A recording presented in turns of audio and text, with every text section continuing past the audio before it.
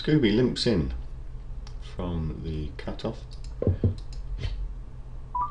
and that's not too bad. We've actually flopped the straight there. This is a tricky one. It's unlikely he has hit the flop full in the face, and if he has, then that really is tough shit. We've got the 8 of spades anyway, which gives us an out with 7 of spades, but I think here we should come out betting, because if he's got a spade and he calls behind, he knows I could be at it. Oh shitting hell, that's the last thing we wanted to happen. That's why we came out betting, to make him pay for that. Well, he didn't have the ace of spades, which is interesting. Surely he would only call that flop with the ace of spades, or maybe the king of spades. That's nasty. How many spades in the pack? Seriously, that's nasty. I flopped the nuts. Well, not the nuts, I flopped the straight.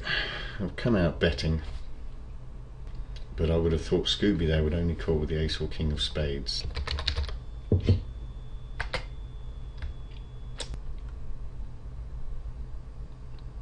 Yeah, he didn't actually believe me, I think. So we'll take a look at the leaderboard,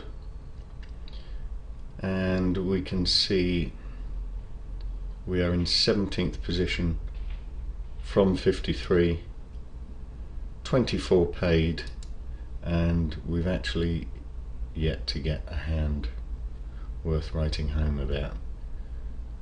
So we'll keep on chipping away as best we can, play a bit sensible so that we don't take on the short stacks with rubbish, and hopefully sooner or later pick up a hand. So we've got a limper under the gun, Q Manitz, and I can't see that he would do that with a decent hand. He's just not shown any evidence of it so far, so we'll try our best to make him pay for it. We're quite happy to take this guy on all in. I don't think Scooby would be daft enough, and we'll only have a decision against this guy, Q Manitz. He knows he's playing for his stack if he re-raises.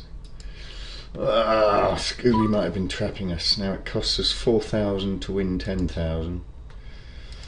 That's not good. I don't think Scooby would do that with anything. Every chance he's got a pair of 7s, pair of 8s, but well, he's got this guy here.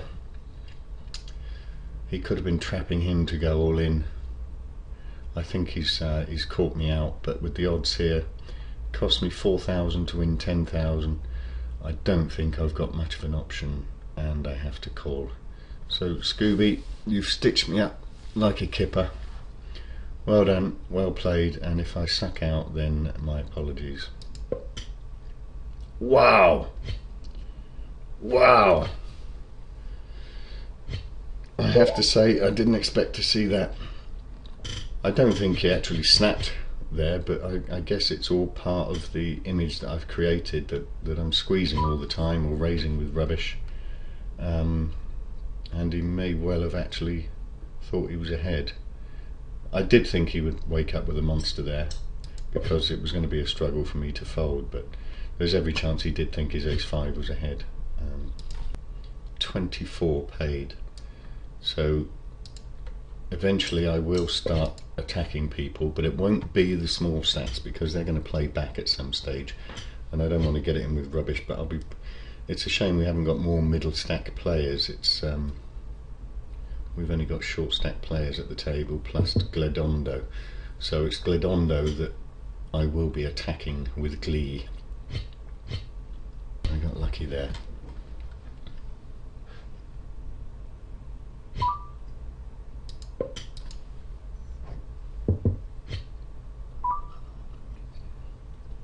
Now, we know that Q-Man likes to call.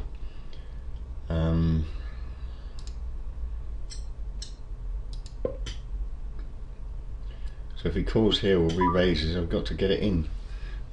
So my guess is he's got 2 pair, but knowing him, he could easily have King 4. So we want him to hit, but if he's got two hearts, then we're in trouble. So we may as well get it in now. If he happens to have ace 10, then I'm in the shit. King 2. Dear oh dear. Jesus wept. I said King 4, but King 2, that's an absolute shocker. And that's the value of taking notes.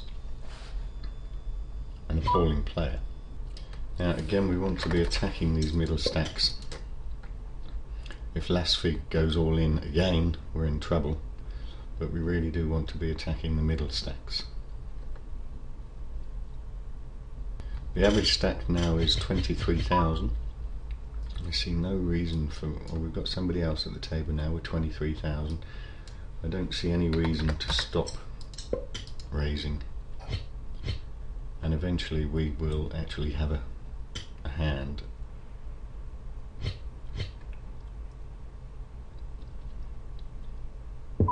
Now, lots of people might actually put in a continuation bet here. I just don't see the point in doing it. If he's got a pair of 6s, 7s or 8s, he's going to re-raise and it's throwing chips away. So I think we'll just check behind. If we happen to hit, then we happen to hit. Because whatever card comes down, he might suspect that I've got it. If he doesn't bet here, then we'll be betting. Now that's a very strange looking bet, and I think I could take it away here, but I've really got no outs whatsoever if he's got a set, so we can let that one go. But maybe cool hand is as well. I think we've got to find out where we are right here and now.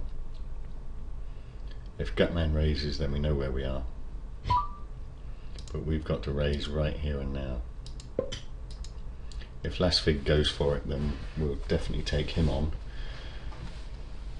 My guess is that cool hand has a mediocre hand that he wanted to see a flop with, or he's got a monster and he was trying to trap Lasfig.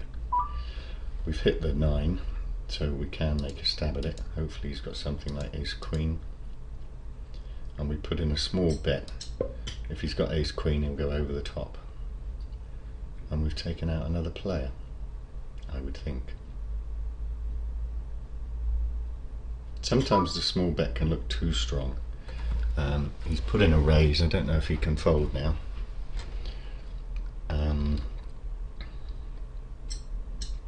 So we're putting a small raise back.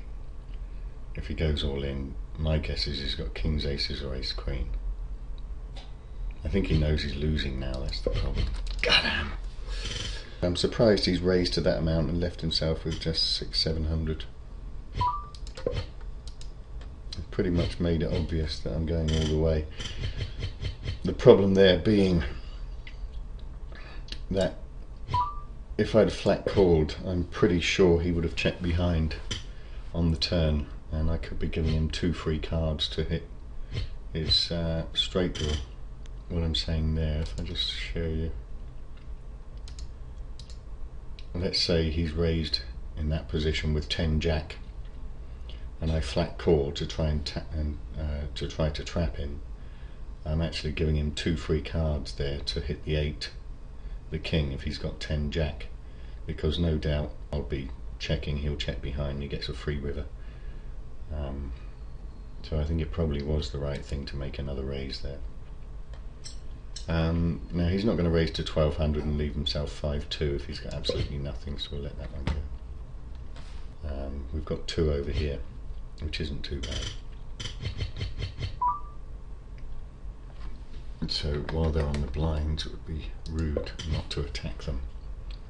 If cool hand goes over the top, we can let go.